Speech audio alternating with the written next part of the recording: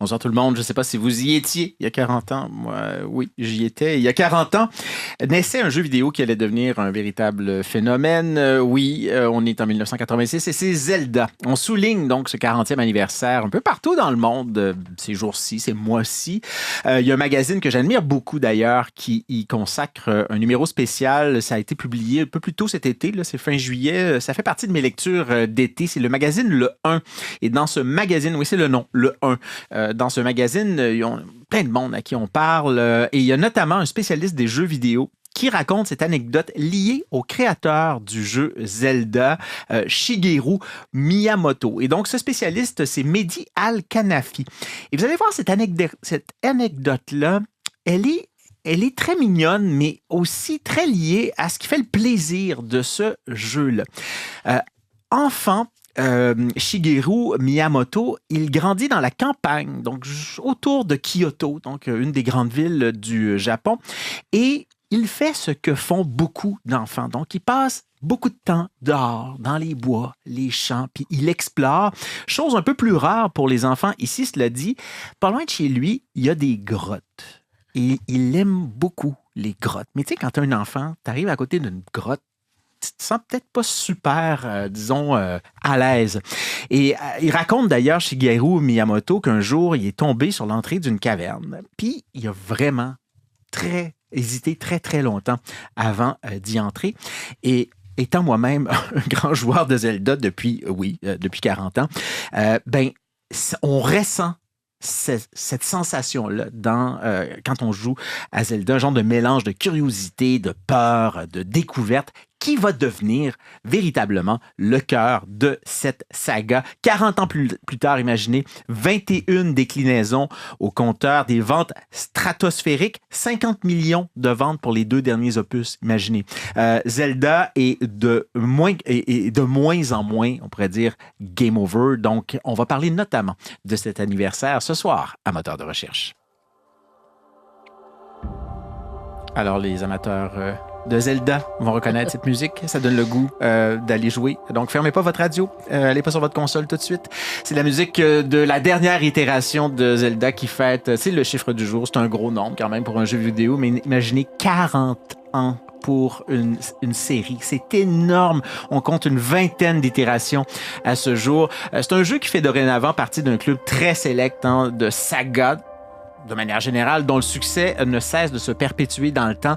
Je pense au Seigneur des Anneaux, évidemment, qu'en est une qui est bien connue. Si on remonte au 19e siècle, on a des opéras. Je pense à la tétralogie de Richard Wagner. Imaginez 4 opéras qui font plus d'une dizaine d'heures au total et donc qui, encore aujourd'hui, suscitent beaucoup d'interprétations.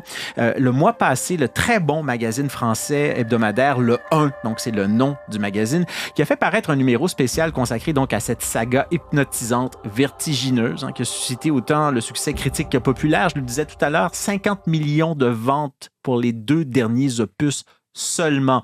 S'il faut juger une œuvre aussi à la qualité des analyses qu'elle suscite, disons que ça ne fait que renforcer l'aura qui entoure ces histoires tentaculaires, qui relient, on va le dire, Zelda, c'est vraiment quelque chose d'intéressant. C'est des traditions autant européennes que japonaise. Et selon le spécialiste du jeu vidéo, Mehdi El-Kanafi, un des secrets de la longévité de Zelda, c'est le fait que le personnage principal, Link, ne parle jamais. Et donc, selon le spécialiste, il constitue, selon lui, une page blanche dans laquelle le joueur ou la joueuse peut se projeter.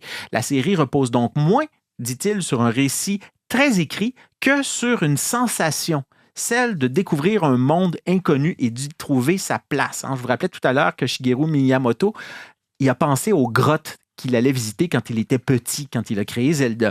C'est aussi un jeu qui a bénéficié d'une direction artistique, on va le dire, cohérente, et ce, même si son développement a suivi celui d'une technologie qui s'est raffinée au fil du temps, parce que les jeux des années 80 sont aussi envoûtants que les derniers, à leur manière. Pas étonnant que Zelda ait même inspiré un spécialiste des jardins japonais, imaginez-vous donc, Victor Moisan, qui lui a consacré un essai intitulé « Le jardin et le monde », ou encore une chercheuse en littérature de l'Université de Lille, Bhuntani Souvilai, qui a étudié l'évolution de la construction des personnages très complexes qu'on retrouve dans cette série-là, mais sur des décennies, parce qu'évidemment, la manière dont on les construit socialement sont différents entre 1986 et 2026. Autre domaine où ce jeu a innové, ben, dans Zelda, on combat, oui, des ennemis, mais on passe aussi énormément de temps tout simplement à explorer, à résoudre des énigmes, à expérimenter. Ça, c'était une grande nouveauté, ça, quand le jeu est arrivé dans les années 80. C'est un monde ouvert aussi, on va le redire. On peut presque tout y faire, hein, dans des décors qui rappellent autant les traditions picturales japonaises que le romantisme allemand, par exemple, en peinture. Et Zelda, c'est aussi la rencontre de temporalité et de cultures diverses dans un tout qui, on va le redire, a du sens. On est dans un monde, puis on y croit à ce monde-là. Tous les joueurs auront d'ailleurs expérimenté ce sentiment de curiosité intense qui les habite quand ils vont se lancer, par exemple, pour la première fois du haut d'une grande falaise avec un parapente dans un monde qui s'offre à nous. Et là, tout ce monde-là est à découvrir et on le voit.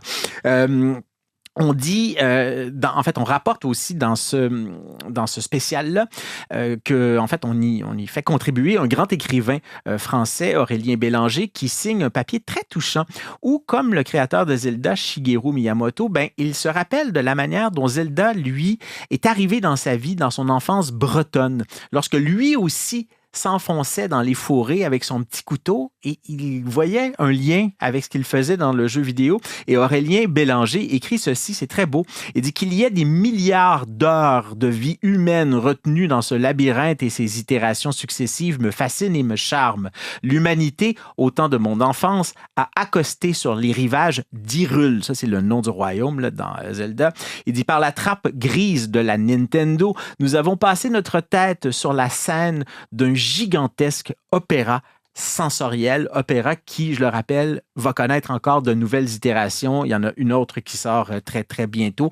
On peut lire tout ça et bien plus. C'est un spécial qui est très touffu avec, vous l'avez vu, des regards qui sont extrêmement diversifiés, très éclectiques. C'est dans le magazine Le 1, numéro du 29 juillet 2026 et qui s'intitule « Le Japon selon Zelda ».